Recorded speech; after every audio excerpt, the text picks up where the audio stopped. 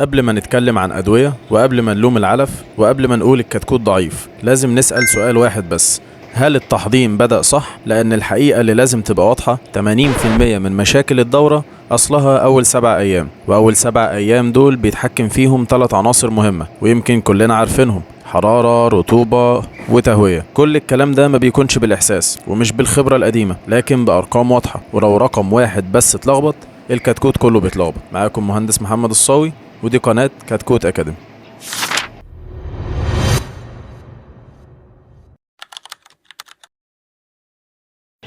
السلام عليكم ورحمة الله وبركاته. طيب، الكتكوت أول ما يطلع من البيضة ما بيعرفش يدفي نفسه ولا يبردها، جهازه المناعي بيكون لسه ضعيف، وأي إجهاد بسيط بيأثر عليه أضعاف. يعني ببساطة الكتكوت في أول أسبوع بيكون رهينة لإدارة العنبر. عشان كده يلا بينا نبدأ بأول عنصر وأخطرهم.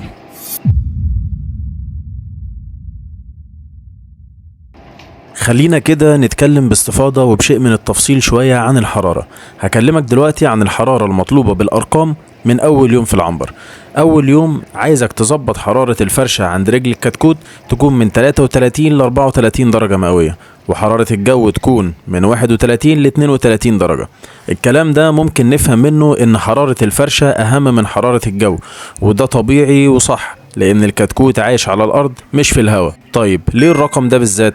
لأن عند الدرجة دي الكتكوت بيقدر يهضم، يقدر يتحرك، يقدر يوصل للعلف والمية، وما يستهلكش طاقة زيادة في التدفئة أو التبريد. وأي انحراف عن الدرجة اللي قلتلك عليها دي بيساوي طاقة ضايعة وبالتالي نمو أقل. طيب في حاجة مهمة كمان، تعالى يلا نتعلمها مع بعض: إزاي نقرأ الكتكوت. عايز اقولك ان الكتكوت هو احسن جهاز قياس. يعني لو الحرارة عندك مظبوطة هتلاقي الكلام ده بنفسك، هتلاقي توزيع منتظم، حركة هادية، اكل وشرب طبيعي ومفيش صريخ. ولو الحرارة عندك اقل من المطلوب هتلاقي تجمع تحت الدفايات، صوت عالي، تأخير في الاكل، وكتكوت بنقولها كده مكمكم. الخطر هنا مش بس البرد، الخطر هنا ان الكتكوت بيضيع اول وجبة في اهم يوم واهم وجبة ليه. ولو الحرارة اعلى من المطلوب هتلاقي الكتكوت بيبعد عن مصدر التدفئة، فاتح جناحاته، بيشرب مية زيادة، وحركته قليلة، وده بيعمل جفاف وإجهاد وضعف مناعة مبكر. وهنا في خطأ شائع جدا ومشهور، إن المربي أول ما بيلاحظ إن في تجمع بيجري يرفع درجة الحرارة فجأة، فهنا بيعمل صدمة حرارية. التعديل دايما عايزك تعمله بشكل تدريجي، يكون درجة درجة مش قفزة واحدة. طيب لو الحرارة مظبوطة ليه بقى بنشوف عطش وساعات بنشوف خمول؟ الإجابة في العامل اللي ناس كتير بتعتبره عامل ثانوي، وهو أهم من كده بكتير.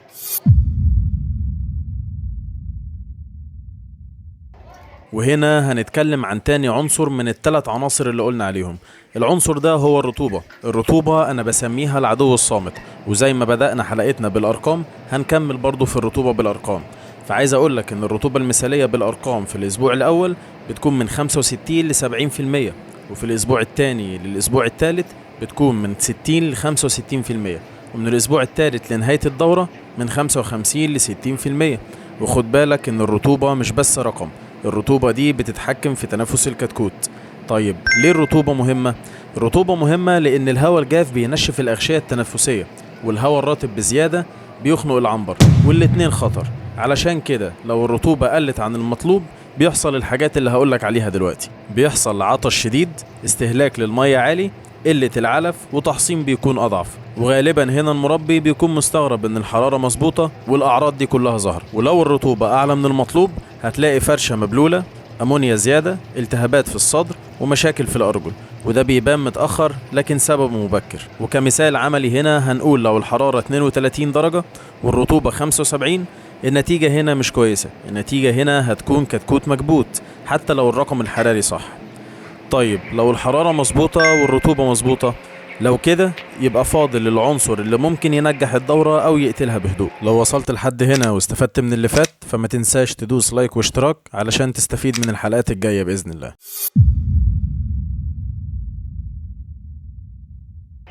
وهنتكلم دلوقتي عن العنصر الثالث من ال3 عناصر اللي بدأنا بيهم حلقتنا. العنصر ده هو التهوية. والتهوية أنا بعتبر إن في خط رفيع بين الصح والغلط في التعامل معاها، وفي مفهوم مهم جدا لازم نبدأ بيه ونصلحه قبل ما نتكلم عن التهوية. والمفهوم ده هيتصلح في نقطتين: النقطة الأولى إن التهوية مش برد، النقطة التانية والمهمة إن التهوية مش معناها فتح شبابيك وخلاص. التهوية الصح معناها أكسجين نضيف، إخراج رطوبة، إخراج غازات من غير تيار مباشر على الكتكوت. تشغيل التهوية أو التعامل مع التهوية في أول أسبوع بيكون عن طريق تشغيل الشفاطات فترات قصيرة بدون تيار مباشر، مع الحفاظ على درجة الحرارة واختبار الأمونيا بالأنف. يعني لو شميت أمونيا يبقى التهوية قليلة، ولو الكتكوت برد يبقى هنا التهوية عنيفة. وزي ما تناولنا العناصر الأولى بالأرقام، هقولك برضو هنا عن رقم مهم جدا. لما تيجي تشغل الشفاطات علشان تهوي في عمر التحضير، عايزك تشغل 30 ثانية مع إيقاف 3 دقايق، وكل ما تنتقل من أسبوع لأسبوع هتزود زمن التشغيل وتقلل زمن الإيقاف عن الرقم اللي قلتلك عنه اللي هو 30 ثانية تشغيل و3 دقايق إيقاف. في أخطاء قاتلة هنا ممكن تضيع لك مجهودك من البداية خالص، وهي إنك تفتح التهوية بشكل مبالغ فيه وتعتمد على الجو الخارجي في التهوية وتوجه الهواء على الكتكوت بشكل مباشر. النتيجة هنا بتكون برد وإجهاد ونفوق متأخر مع ضعف مناعة.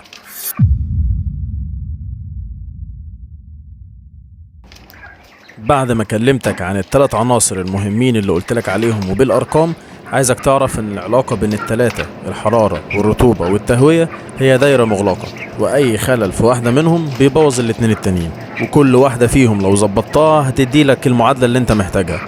حرارة صح هتساوي هضم ونمو، رطوبة صح هتساوي تنفس سليم، وتهوية صح هتساوي مناعة قوية.